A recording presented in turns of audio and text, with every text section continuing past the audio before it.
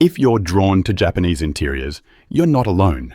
And let's be real, it's not just because of the clean lines or muted colors. There's something about the vibe. Maybe it's from watching samurai flicks, growing up on anime, or just that calm, composed aesthetic that makes you feel like you've got your life together. Japanese design hits different.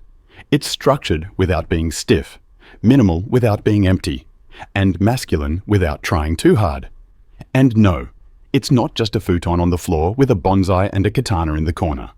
Today, I'll show you how to bring that energy into your own place with a Japanese-style interior that's grounded, intentional, and quietly powerful. Stay tuned. Your apartment's about to go full main character energy.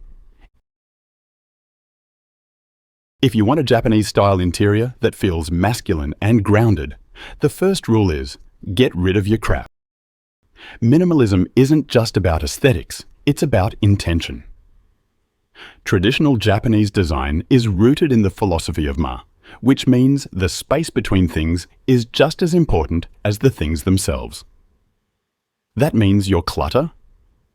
It's not just annoying, it's literally ruining the vibe. Start with a full sweep of your space. Ask yourself, do I actually use this? If it's not functional or beautiful, it's out. One solid technique, the one-touch rule. If you pick something up, don't just move it to another corner. Deal with it immediately. Toss it, donate it, or find its permanent home. This keeps clutter from cycling through your space like it pays rent. And don't worry, this doesn't mean you're throwing out your personality. Quite the opposite. When you strip things back, what's left actually matters. And trust me, a clean, minimalist apartment doesn't just look good, it feels better to live in, especially after a 10-hour workday or when someone unexpectedly stops by. But minimal doesn't mean empty. Next, we're bringing in purpose. You don't need a Zen temple to pull this off, but you do need to upgrade from that wobbly IKEA desk and plastic laundry basket you've been calling a nightstand. Japanese interiors lean heavily on natural, grounded materials. We're talking wood, stone, and subtle textures that add quiet depth without yelling for attention. And here's the key. This isn't just about how it looks, it's about how it feels. Natural elements create a sense of calm and connection. Wood grains, river stones, linen, these things slow you down. The Japanese concept of shizen embraces nature's imperfect beauty and brings it into the home. So think less shiny, synthetic surfaces and more raw, earthy materials that age well over time. A wooden bench, a slate tray, or a single bonsai can shift the vibe from cluttered tech cave to balanced masculine zen. Stick to solid wood tones, oak, walnut, even bamboo if you're feeling extra legit. Flooring, low-profile furniture, or even a wooden tray on your coffee table adds warmth without flash. If you're renting and can't do much, use things like woven tatami-style mats, linen curtains, or a stone incense holder to bring in those tactile elements. The key here is texture over color. You're building a space that feels calm, not caffeinated. Once you've got the materials locked in, it's time to talk layout, because placement is everything. One of the most underrated parts of Japanese design is flow. And no, I don't mean Feng Shui TikTok advice about moving your couch so you attract a girlfriend. I mean physical and visual breathing room. Your furniture should make sense in the space. If you can't walk from your bed to the kitchen without stubbing your toe on a random ottoman, it's not working. Go low profile where you can. Traditional Japanese spaces use low furniture, like floor cushions or zabuton, low tables or chabudai, and platform beds to keep the energy grounded, literally. The beauty of this approach is how flexible and multifunctional it is. The same room can go from quiet reading corner to dinner spot to weekend crash zone just by how you use the pieces. You don't need to sit on the floor like a monk, but even switching to a bed frame without a headboard or replacing that giant recliner with a sleek lounge chair can make your space feel more dialed in. Keep your walkways clear and group objects by function, not just where they fit. The layout's smooth. Let's level up the vibe with lighting that actually works with you, not against you. Here's a harsh truth. If your place is lit like a hospital waiting room, it's going to feel just as lifeless. Japanese interiors are all about soft, ambient lighting, warm tones, layered sources, and shadows that add dimension. Harsh overheads. Kill the switch.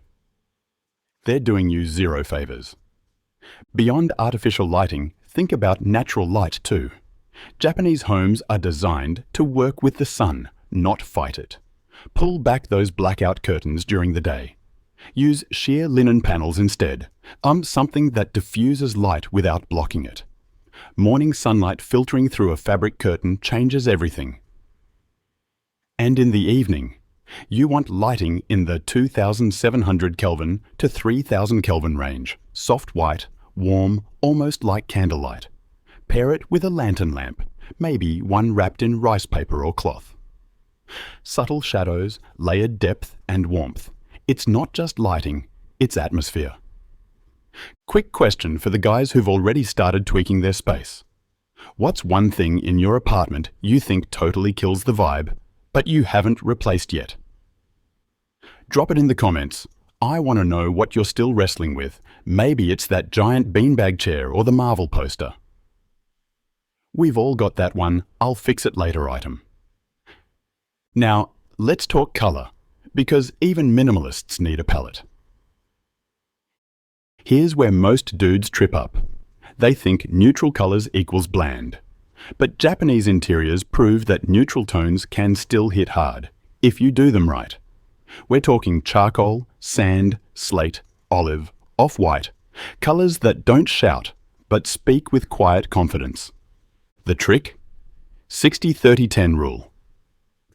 Pick one main tone, one supporting tone, and one accent max. This keeps your space from feeling like a color wheel thrown up in your living room. For example, dark grey base for sofa and rug, warm beige support for walls or curtains, and black metal accents for lamp, table legs, and drawer handles. It's masculine, timeless, and looks like you meant to do it. Bonus points.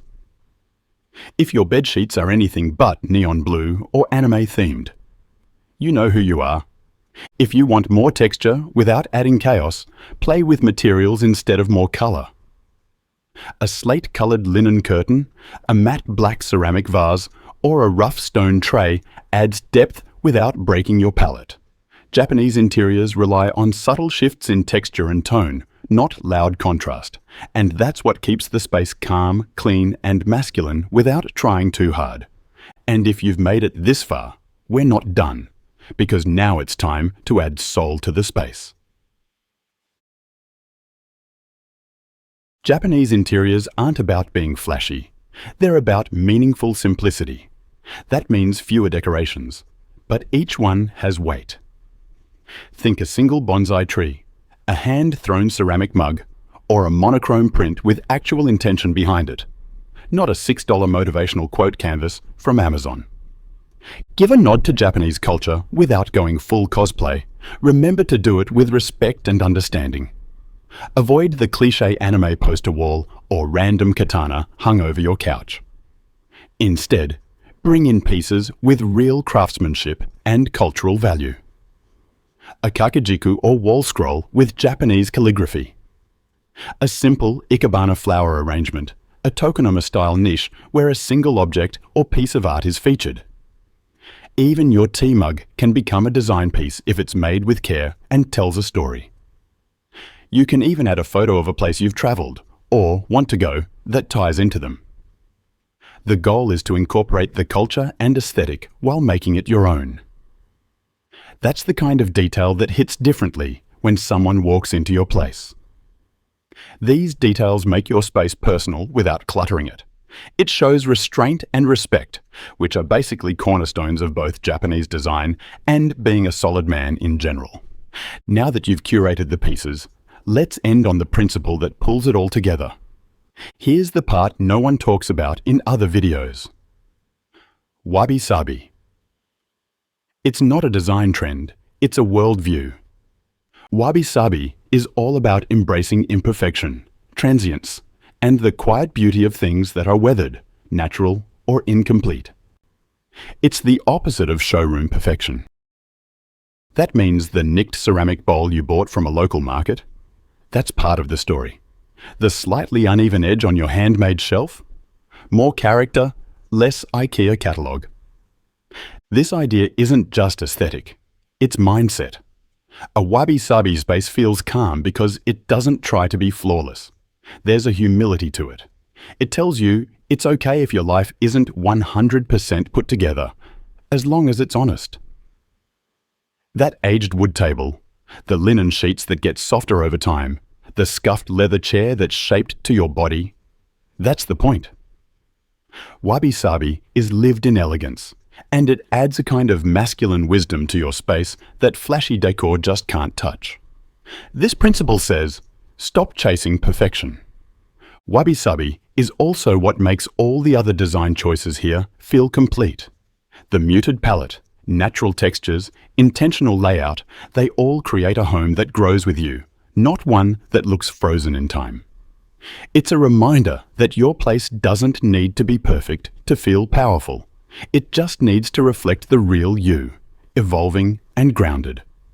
That's not just good design, that's solid character. And that is real masculinity. If you're into this kind of grounded, masculine design that actually fits your life, check out this video.